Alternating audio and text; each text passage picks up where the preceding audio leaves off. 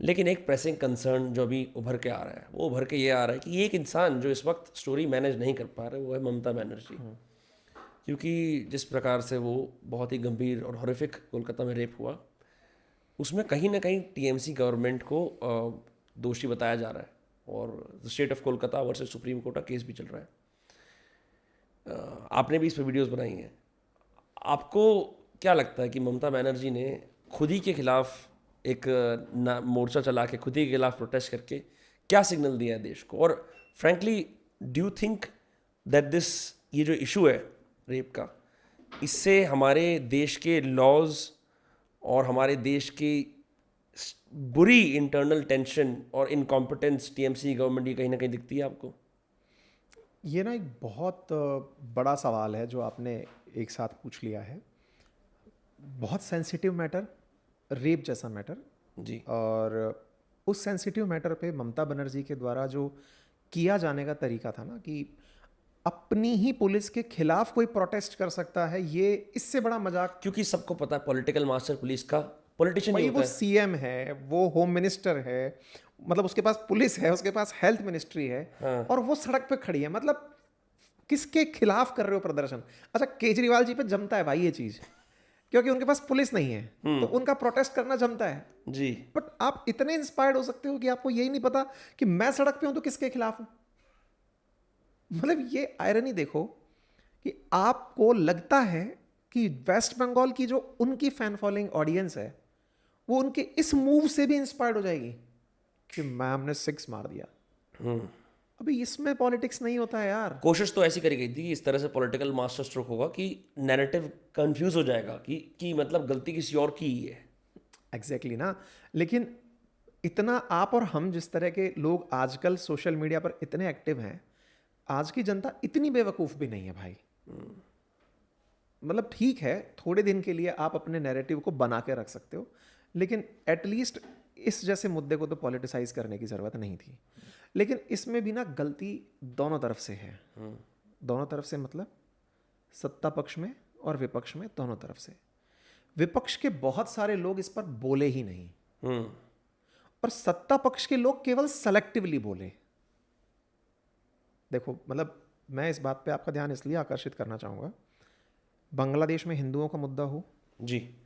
या फिर पश्चिम बंगाल का रेप का मुद्दा हो, हमारे अपोजिशन की आंखें बंद, जी, बिल्कुल सच बात है। एकदम आंखें बंद। कोई बयान नहीं हाँ आया। जी साहब, गाजा पट्टी में ऑल आइज ऑन गाजा पे बड़े बड़े पॉलिटिशियंस निकल करके अपने वादे कर रहे हैं, दावे दे रहे हैं कि हम गाजा के साथ जुड़े हैं। यार भाई, उसके तो खैर दूसरे वित्त से रिलेटेड कारण है। वो वित्त रिलेटेड कारण जो है ना, वो इन्फ्लुएंसर्स के लिए हो सकते हैं। हाँ। पॉलिटिशियंस वोट के लिए काम करता है। अब सवाल ये बनता है, क्या अपीजमेंट केवल अपोजिशन करता है? नहीं। नहीं।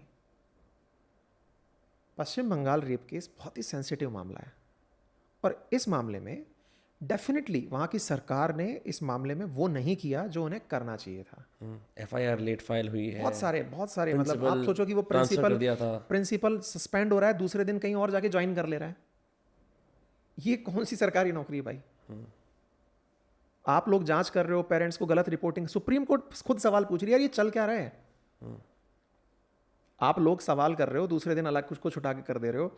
आप पेरेंट्स को बता रहे हो कि नहीं उसने आत्महत्या की है, चेहरा नहीं दिखा रहे हो। एक से बढ़कर एक गलतियां हो रही, और तो और प्रोटेस्टर्स के ऊपर हजारों की भीड़ हमला कर दे रही है। मतलब सिस्टम के फेलियर का एक बहुत बड़ा नज़ारा आप लोगों ने पश्चिम बंगाल में देखा है। पश्चिम बंगाल के केस में अपोजिशन का चुप रहना इंडियंस को एक बार फिर से दिखाता है कि नहीं भाई, हमारे देश में अब रेप का भी पॉलिटिसाइजेशन हो चुका है। किसकी सरकार में हुआ है? उदाहरण के लिए बदायूं का जब मामला हुआ था, सारा अपोजिशन ऐसे हमलावर था कि देखो बीजेपी शासित राज्य में ऐसा हुआ है। हमारे लिए ये जो सेंसिटिव मैटर है ना, ये बहुत ज़्यादा वोट बैंक के लिए काम करने वाला मैटर बन गया है। तो ये तुष्टीकरण जो किया जा रहा है, मतलब मैं आपसे इसके बारे में एक और बात पूछता हूँ कि ममता बनर्जी जो है वो वाकई में किन माइनॉरिटीज़ को अपीज कर रही हैं अपनी पॉलिटिक्स के अंदर? बहुत हद तक अगर आप उनका थोड़ा भी इतिहास उठाकर देखोगे तो समझ में आएगा कि वो मुस्लिम वोट बैंक के लिए काम कर रही हैं। प्राइमरीली। क्योंकि 30% वोट परसेंटेज जो है ना उनका, वो मुस्लिम है, बाकी हिंदू हैं। बाकी हिंदू वोट है। यार वो क्या होता है ना, कोर वोटर्स तो हर पार्टी के होते हैं जी, स्विंग वोटर्स पे काम होता है। समझ गया। अब 30% वोट, आजकल तो इंडिया में इस तरह से अलायंस होने लगे हैं ना, पार्टीज कैसे काम करती हैं, देखो ये मुस्लिम एक छत्र मुझे देंगे, ये दलित एक छत्र मुझे देंगे, ये पर्टिकुलर पंडित मुझे देंगे, ये वैश्य मुझे देंगे, फिक्स हैं। हर पार्टी को पता है कि मेरा एक कन्वेंशनल वोट, और दिक्कत बेचारे उनके साथ ही सबसे ज़्यादा हो रही है जो किसी एक पार्टी के बन के रह गए। जी, ऐश उन्हीं की हो रही है जो स्विंग कर रहे हैं। ममता बनर्जी का भी इतिहास बड़ा इंटरेस्टिंग है। कैसे?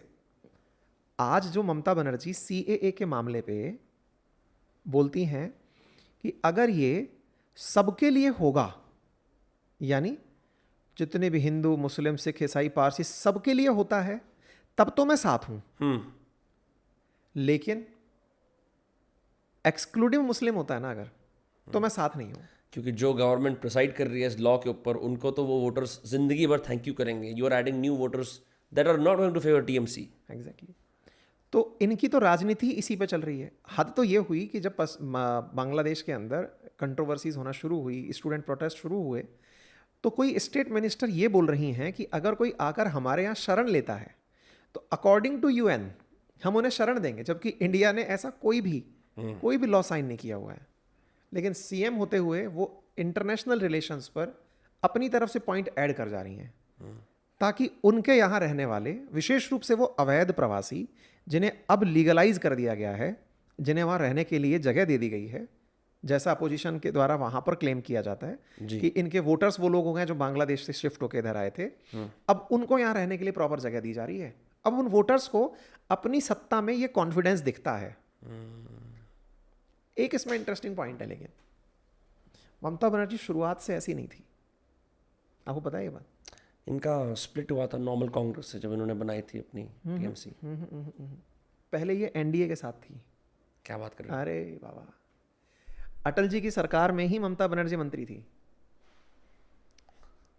सेंटर में यूनियन मिनिस्टर थी भाई। ममता बनर्जी रेल मंत्री थी। फैक्ट चेक करिएगा, फैक्ट चेक करो भाई, कब से कब तक थी। और एक इंटरेस्टिंग पॉइंट बताता हूँ। और तब सॉरी इनकी तब वोट बैंक क्या थी? और यही तो बता रहा हूँ, सुनो। उस समय इनका एक वीडियो वायरल है जिस समय ये संसद में कागज उछालते हुए रो रही हैं, ये कहते हुए कि पश्चिम बंगाल की बहुत बड़ी दिक्कत है बांग्लादेश से आए हुए अवैध प्रवासी। दैट इज दिस इंटरेस्टिंग चीज जो बहुत से लोगों को नहीं पता, आई थिंक। और सुनो, जब केंद्र में UPA सरकार थी, अपोजिशन में NDA थी, उस समय जब इनको ये रियलाइज हुआ कि कोई सरकार इस मुद्दे के ऊपर कुछ सुनने को ही तैयार नहीं है, इन्होंने खूब धरने प्रदर्शन दिए हैं अवैध प्रवासियों के ऊपर कि बांग्लादेश के अंदर बहुत सारे बांग्लादेशी मुसलमान पश्चिम बंगाल की बहुत बड़ी दिक्कत बन चुके हैं, अवैध रूप से घुस गए हैं, अवैध वोटर्स बन गए हैं, रोको इन्हें, बर्बाद हो जाएंगे हम। जब किसी ने नहीं सुना, ये बिल्कुल वैसे है जैसे ना आप ड्रग्स के खिलाफ खूब आंदोलन चला रहे थे, खूब आंदोलन चलाए, आप पता कोई सुन ही नहीं रहा, सेंसिटाइज ही नहीं हो रहा कोई, फिर आप कहते हो आज तेरा भाई बेचेगा, क्योंकि अब ये पता चल गया कि तुम बेटा कुछ नहीं करोगे। जो आंदोलन इन्होंने चलाए, रोने के वीडियोस हैं भाई इनके, गूगल करना, दुखी होने के वीडियोस हैं संसद के कि अरे कुछ तो करो। जब सरकारें नहीं चेती तो इनने कहा सुनो NDA, अब आपका साथ छोड़ना पड़ेगा, बनना CM है मुझे। इन्होंने तब अपना पॉलिटिकल शिफ्ट किया। ये तो बहुत रेडिकल शिफ्ट है, लेकिन ऐसा शिफ्ट किया कि जब पता चल गया कि इनके खिलाफ कोई कुछ नहीं बोल सकता, तो अब अपन सत्ता में रहेंगे। तब से ममता बनर्जी सत्ता में। राजनीति है मेरे भाई।